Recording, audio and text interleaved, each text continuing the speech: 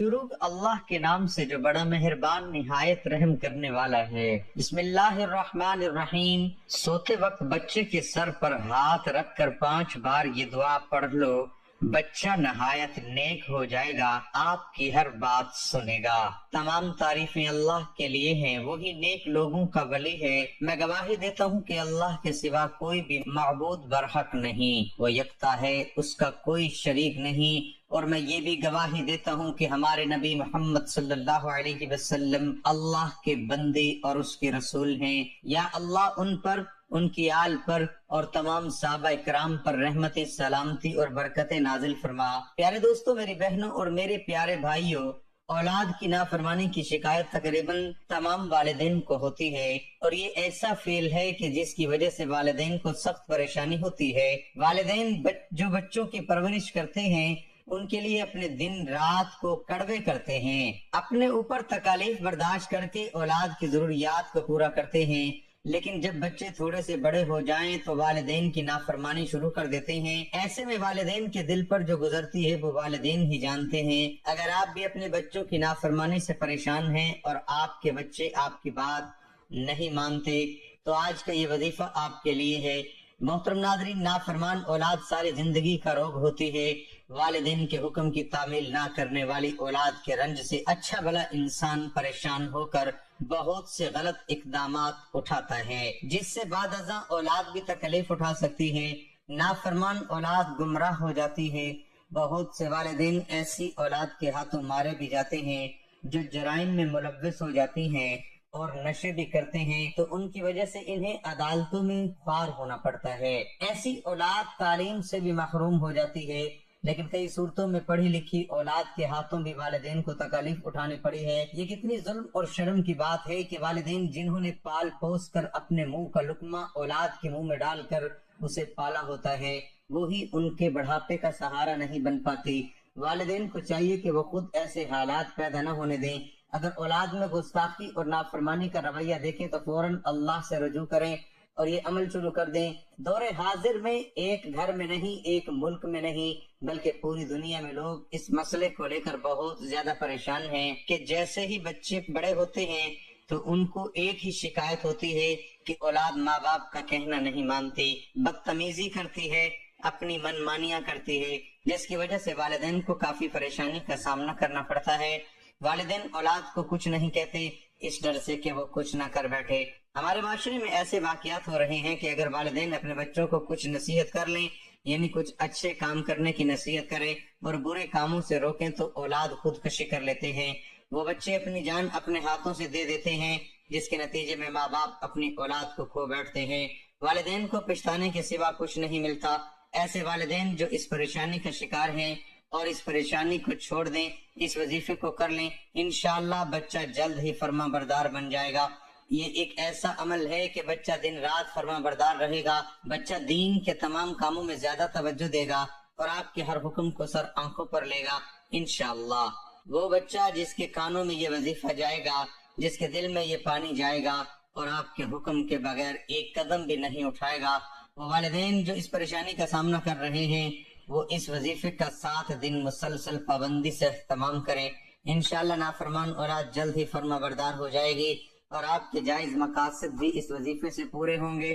اگر اس کے علاوہ آپ گھریلو پریشانی میں مبتلا ہیں، رزق میں تنگی ہے، اولاد کے علاوہ دولت کا مسئلہ ہے، تو تب بھی یہ وظیفہ کر کے اپنے رب کے حضور گڑ گڑا کر دعا مانگے، انشاءاللہ آپ کے تمام جائز مقاصد پورے ہوں گے اور آپ کی تمام مشکلات دور ہوگی۔ انشاءاللہ اس وظیفے کی بدولت آپ کی نافرمان اولاد فرما بردار ہو جائے گی۔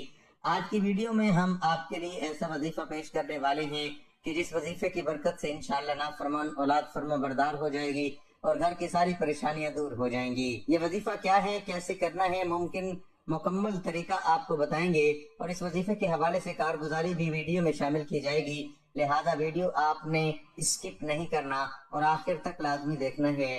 پیارے بھائیوں اور میری بہنوں، آج جو وظیفہ ہم آپ کے لیے لائے ہیں، یہ وظیفہ آیت الکرسی کا بہت ہی خاص وظیفہ ہے۔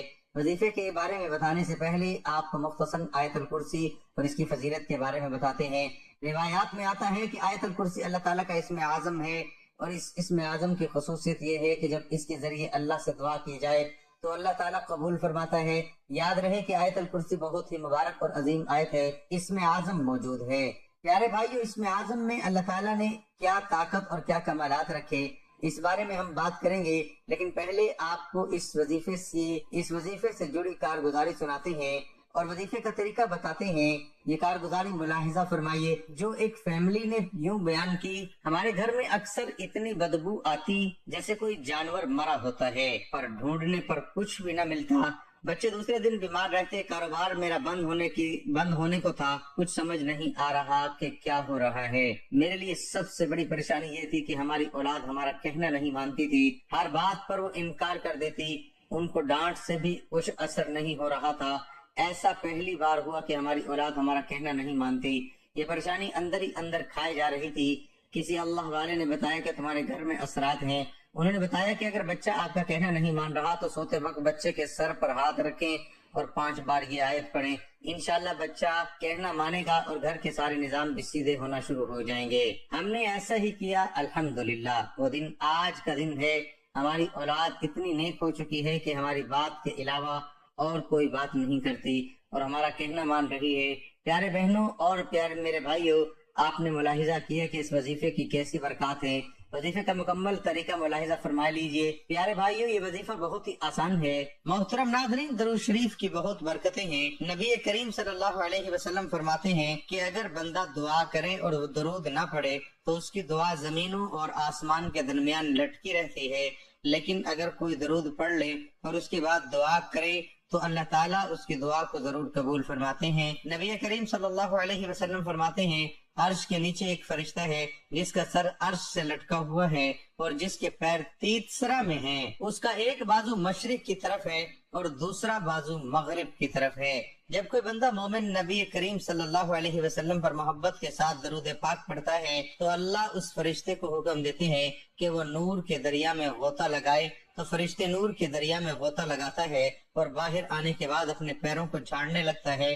نبی کریم صلی اللہ علیہ وسلم فرماتے ہیں، جب وہ اپنے پیروں کو جھاڑتا ہے اس کے پیروں سے نور کے قطرے گرتے ہیں اور ہر قطرے سے اللہ تعالیٰ فرشتے پیدا فرماتے ہیں، اور جتنے ہزاروں لاکھوں کروڑوں فرشتے پیدا ہوتے ہیں تو وہ سب کے سب قیامت تک اس کا نام لے کر مغفرت کی دعائیں کرتے رہتے ہیں۔ جس کے درود سے وہ پیدا ہوئے ہیں، سوچئے آپ کے درود سے فرشتے پیدا ہوتے ہیں۔ سبحان اللہ، میرے اللہ کی شان۔ جب آدم علیہ السلام اور اماں حوا علیہ السلام کا نکاح ہوا تو اللہ نے کہا، آدم نکاح کے بعد میرے محبوب پر مہر کے طور پر درود پڑھو۔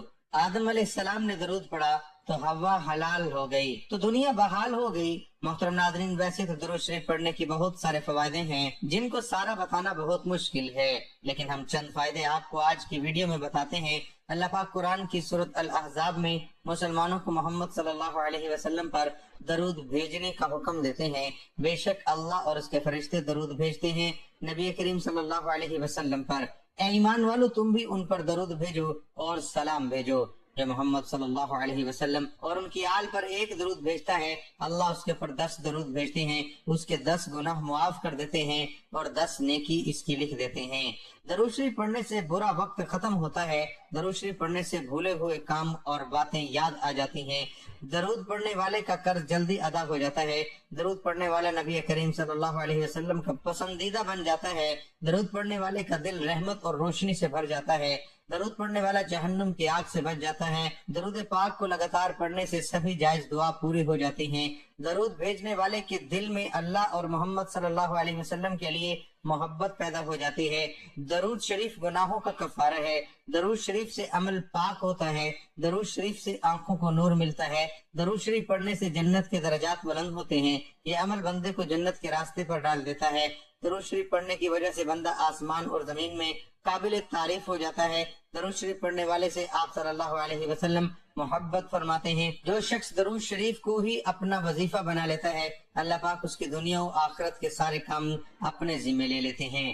محترم ناظرین، ویسے تو درود شریف جتنا پڑھیں اتنا اچھا ہے، لیکن درود شریف پڑھنے کے لیے کچھ خاص وقت بہترین مانے جاتے ہیں، جیسے کہ 5 نمازوں کے بعد، آذان کے بعد، مسجد میں داخل ہوتے وقت اور باہر جاتے وقت، وضو کرتے وقت اور وضو ہونے کے بعد محمد صلی اللہ علیہ وسلم کا نام لکھنے اور کہنے پر درود پاک پڑھنا سب سے اچھا مانا جاتا ہے۔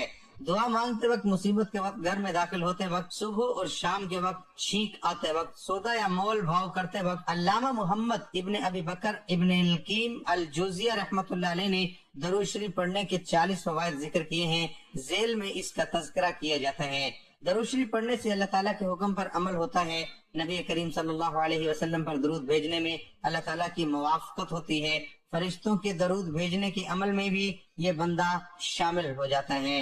ایک مرتبہ درود شریف پڑھنے والے پر اللہ تعالیٰ کی 10 رحمتیں نازل ہوتی ہیں، اس کے 10 درجات بلند کر دیے جاتے ہیں، 10 نیکیاں لکھی جاتی ہیں، 10 گناہ معاف کر دیے جاتے ہیں۔ دعا سے پہلے درود شریف پڑھنے سے دعا کی قبولیت کا امکان زیادہ ہوتا ہے۔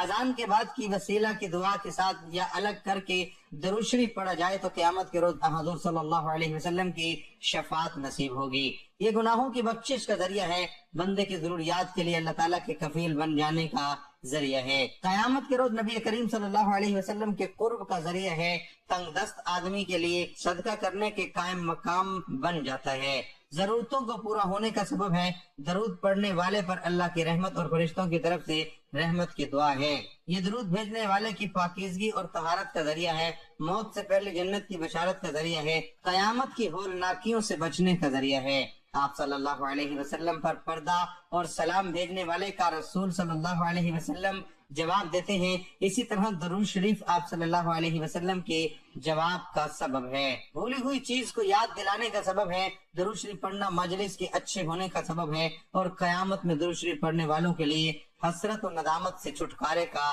ذریعہ ہے، درود شریف پڑھنے والے کے لیے محتاجی و فقیری سے چھٹکارا ہے، رسول صلی اللہ علیہ وسلم کا نام مبارک آنے پر درود شریف پڑھنے والا بخیل کہلائے جانے سے محفوظ ہو جاتا ہے، آپ صلی اللہ علیہ وسلم کا نام مبارک آنے پر درود شریف نہ پڑھنے پر جو وعید آئی ہے، اس وعید سے نجات نصیب ہوگی، درود شریف پڑھنے والا جنت کا راستہ پا لیتا ہے اور نہ پڑھنے والا جنت کا راستہ بھٹک جاتا ہے، ایسی مجلس جس میں اللہ اور اس کے رسول صلی اللہ علیہ وسلم کا ذکر ہونا ہی اس میں اللہ کی تعریف اور آپ صلی اللہ علیہ وسلم پر درود ہو تو وہ مجلس متعفن ہوتی ہے، درود شریف پڑھنے سے اس تعفن سے نجات ملتی ہے، جس کلام کی ابتدا اللہ کی تعریف اور رسول اللہ صلی اللہ علیہ وسلم پر درود شریف پڑھنے سے ہو تو وہ کلام پایہ تکمیل تک پہنچتا ہے، پل صراط پر بندے کے نور جس کے ذریعے پل صراط پر گزرنا آسان ہوتا ہے کہ پڑھنے کا سبب ہوتا ہے، درود پڑھنے والا دل کی سختی سے محفوظ ہو جاتا ہے، آسمان و زمین والوں میں سے اس درود شریف پڑھنے والے پر اللہ رب العزت اپنی رحمت حسنہ نازل فرماتے ہیں، درود شریف پڑھنے والے کی شخصیت، اس کے عمل، اس کی عمر اور اس کے کام کاج میں برکت آتی ہے، درود شریف پڑھنے والے پر اللہ کی رحمت متوجہ ہوتی ہے، درود شریف پڑھنا نبی کریم صلی اللہ علیہ وسلم سے دوام محبت اور اس کے بڑھنے کا ذریعہ ہے، نبی کریم صلی اللہ علیہ وسلم کی اس درود شریف پڑھنے والے سے محبت کا ذریعہ ہے، یہ بندے کی ہدایت اور دل کی زندگی کا ذریعہ ہے، اس کے ذریعے بندے کا نام اور تذکرہ حضرت صلی اللہ علیہ وسلم کے سامنے کیا جاتا ہے، پل صراط پر ثابت قدمی اور اس سے کامیابی سے گزرنے کا ذریعہ ہے، درود پڑھنے والا بہت تھوڑا ہی صحیح مگر حضور صلی اللہ علیہ وسلم کا حق ادا کرنے اور حضور صلی اللہ علیہ وسلم کی وجہ سے جو احسانات اللہ نے ہم پر کیے ہیں ان پر شکر کی کوشش کرتا ہے، اس سے اللہ کا ذکر اور اس کا شکر بھی ادا ہو جاتا ہے، اور آپ صلی اللہ علیہ وسلم کو بھیج کر جو احسان اللہ تعالیٰ نے اپنے بندوں پر کیا ہے بندے کو اس کا احساس بھی ہو جاتا ہے، بندے کا درود پڑھنا دراصل اپنے رب سے دعا کرنا ہے کہ اے اللہ اپنے خلیل کی تعریف و توصیف فرما۔ حضرت سیدنا ابو الحسن علی شاذلی رحمت اللہ علیہ ایک جنگل میں تھے کہ اچانک ان کے سامنے ایک درندہ آ گیا، ان کو اپنی جان کی فکر پڑ گئی، بس انہوں نے خوف زدہ ہو کر نبی کریم صلی اللہ علیہ وسلم کی ذات مقدسہ پر درود و سلام پڑھنا شروع کر دیا، جس کی برکت سے آپ کو اس درندے سے نجات ملی اور آپ کی جان بچ گئی۔ اللہ پاک نے قرآن کریم میں اپنے بندوں کو مختلف کاموں کے احکامات ارشاد فرمائے ہیں، مگر کسی مقام پر بھی یہ نہیں فرمایا کہ ہم اور ہمارے فرشتے بھی یہ کام کرتے ہیں، تم بھی کرو۔ البتہ رسول کریم صلی اللہ علیہ وسلم پر درود و سلام بھیجنا ایک ایسا مبارک عمل ہے کہ جس کے بارے میں اللہ پاک نے ارشاد فرمایا، ترجمہ، بے شک اللہ اور اس کے فرشتے درود بھیجتے ہیں اس غیب بنانے والے نبی پر اے ایمان والو ان پر درود اور خوب سلام بھیجو۔ درود بھیجنے کا مطلب اللہ پاک کی درود بھیجنے سے مراد رحمت نازل فرمانا ہے، جبکہ فرشتوں اور ہمارے درود بھیجنے کا مطلب دعائے رحمت کرنا ہے۔ حضور اکرم صلی اللہ علیہ وآلہ وسلم کی مبارک ذات پر درود بھیجنا بہت بڑی سعادت ہے۔ ایک درود میں 3 فائدے ہیں: 10 رحمتیں، 10 گناہوں کی معافی اور 10 درجوں کی بلندی۔ درود شریف پڑھنے والے کی دعا قبول ہوتی ہے۔ بکثرت درود پاک پڑھنے والے خوش نصیبوں کے گناہوں کی مغفرت کر دی جاتی ہے، فکروں اور پریشانیوں سے نجات ملتی ہے۔ اس کے لیے نبی پاک صلی اللہ علیہ وسلم کی شفاعت واجب ہو جاتی ہے، اسے عرش کے سائے میں جگہ ملے گی۔ محترم ناظرین، ایک بار میرے ساتھ درود پاک پہ پڑھیے تاکہ ثواب ملے۔ بسم اللہ الرحمن الرحیم، اللہم صلی علی محمد وعلی آل محمد کما صلیت علی ابراہیم وعلی آل ابراہیم انک حمید مجید، اللہم بارک علی محمد وعلی آل محمد کما بارکت علی ابراہیم وعلی آل ابراہیم انک حمید مجید۔ جس بچے سے آپ کوئی شکایت ہو کہ وہ سستی اور کاہلی کا مظاہرہ کرتا ہے یا بات نہیں مانتا، نافرمانی کرتا ہے، تو اس بچے یا بچی کے سر پر ہاتھ رکھیں اور آیت الکرسی کو اول و آخر درود پاک کے ساتھ 5 مرتبہ پڑھیں۔ اللہ لا الہ الا هو الحی القیوم لا تأخذہ سنۃ ولا نوم له ما في السماوات وما في الارض من ذا الذی یشفع عنده الا باذنہ یعلم ما بین ایدیہم وما خلفہم ولا يحيطون بشيء من علمه الا بما شاء وسع كرسيه السماوات والارض ولا يؤوده حفظهما وهو العلي العظيم۔ اور بچے یا بچی پر دم کر دیں، رات کے وقت یہ بچہ جب سو جائے تو عمل کریں، اور صبح کے وقت بھی آپ اس عمل کو کر سکتے ہیں۔ چند دن آپ اس عمل کو کریں گے تو آپ خود ملاحظہ کریں گے کہ کس حد تک فائدہ ہوا ہے۔ یہ عمل بہت ہی مجرب اور آزمودہ ہے۔ اس عمل کے حوالے سے کارگزاری آپ نے ملاحظہ کی ہے۔ پیارے بھائیوں اور میری بہنوں، آپ ملاحظہ کر چکے ہیں کہ آیت الکرسی میں اسم اعظم موجود ہے۔ آئیے آپ کو اسم اعظم کی طاقت کے بارے میں چند روایات بتاتے ہیں تاکہ آپ کو اس وظیفے کی طاقت کا مزید یقین اور بھروسہ ہو سکے۔ یاد رہے کہ ان کلمات کے علاوہ اور بھی بہت سے کلمات کے بارے میں یہ فرمایا گیا ہے کہ یہ کلمات اسم اعظم ہیں۔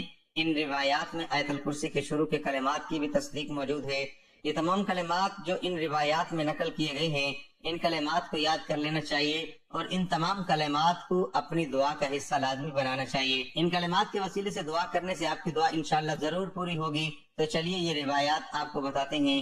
ان روایات سے یہ اندازہ بھی ہوتا ہے کہ اسم اعظم میں اللہ تعالیٰ نے کیا طاقت اور کیا کمالات رکھے ہیں، اس لیے ان روایات کو غور کے ساتھ آخر تک ضرور ملاحظہ کیجیے۔ حضرت بریدہ رضی اللہ تعالیٰ عنہ سے روایت ہے کہ رسول اللہ صلی اللہ علیہ وسلم نے ایک شخص کو یہ دعائے کلمات کہتے ہوئے سنا، جس کا ترجمہ ہے: اے اللہ، میں تجھ سے گواہی دیتے ہوئے سوال کرتا ہوں کہ تو ہی اللہ ہے، تیرے سوا کوئی معبود نہیں، تو ایسا اکیلا ہے اور تیرا ہم مثل کوئی نہیں۔ تو فرمایا تو نے اللہ سے اس کے اسم اعظم کے واسطے سے سوال کیا، اس کے ساتھ اگر سوال کیا جا تو وہ دیتا ہے اور دعا کی جائے تو قبول فرماتا ہے۔ اسی طرح معاذ بن جبل رضی اللہ تعالیٰ عنہ سے روایت ہے، وہ کہتے ہیں کہ نبی صلی اللہ علیہ وسلم نے ایک شخص کو کہتے ہوئے سنا: یا ذوالجلال والاکرام، تو فرمایا مانگ تیرا سوال قبول ہو جائے گا۔ ایک حدیث میں ابو امامہ رضی اللہ تعالیٰ عنہ سے روایت ہے، وہ کہتے ہیں رسول اللہ صلی اللہ علیہ وسلم نے فرمایا: اللہ تعالیٰ کا ایک خاص فرشتہ ہے جو اس شخص پر مقرر ہے جو یا ارحم الراحمین کہتا ہے۔ جو یہ 3 بار کہتا ہے تو اللہ تعالیٰ فرماتا ہے ارحم الراحمین کی تیری طرف متوجہ ہے، مانگ جو مانگنا ہے۔ ایک اور روایت میں اللہ عز و جل سے سوال کیا کہ مجھے اپنا وہ نام دکھا دے جس کے ساتھ اس سے دعا کی جائے تو قبول کرے، تو میں نے آسمان کے ستاروں پر لکھا ہوا دکھایا: یا بدیع السماوات والارض یا ذوالجلال والاکرام۔ اس آیت میں اللہ عز و جل کی عظمت و شان، اس کی پاکی کا بیان ہے۔ چنانچہ ارشاد فرمایا کہ اللہ عز و جل کی شان یہ ہے کہ وہ بغیر کسی نمونے اور مثال کے آسمانوں اور زمین کے بنانے والا ہے۔ اس کی دوسری شان یہ ہے کہ وہ اولاد سے پاک ہے، کیونکہ اس کی اولاد کیسے ہو سکتی ہے حالانکہ اس کی بیوی ہی نہیں ہے، اور عورت کے بغیر اولاد نہیں ہوتی، اور زوجہ اس کی شان کے لائق نہیں کیونکہ کوئی شے اس کی مثل نہیں، اور اولاد نہ ہونے کی ایک دلیل یہ ہے کہ اس نے ہر شے کو پیدا کیا، تو جو کچھ ہے وہ سب اس کے مخلوق ہے، اور مخلوق اولاد نہیں ہو سکتی، تو کسی مخلوق کو اولاد بتانا باطل ہے۔ اور پھر اگلی آیت میں فرمایا کہ یہ اللہ عز و جل تمہارا رب ہے جس کی صفات ذکر کی گئی، اور جس کی یہ صفات ہوں وہی مستحق عبادت ہے، لہذا تم صرف اسی کی عبادت کرو۔ اے اللہ جن کے جو کام رکے ہوئے ہیں وہ پورے کر دے، اے اللہ بچھڑے ہوں کو ملا دے، اے اللہ شادی شدہ جوڑوں میں محبت اور خلوص پیدا کر دے اور ان کی زندگیوں میں برکت ڈال دے، اے اللہ تمام لڑکے اور لڑکیوں کے نصیب اچھے کر دے، اے اللہ جو قرض کے بوجھ تلے دبے ہوئے ہیں ان کا قرض جلد سے جلد ادا کروا دے، اے رب العزت شیطان سے ہماری حفاظت فرما، اے اللہ حلال رزق کمانے کی توفیق عطا فرما۔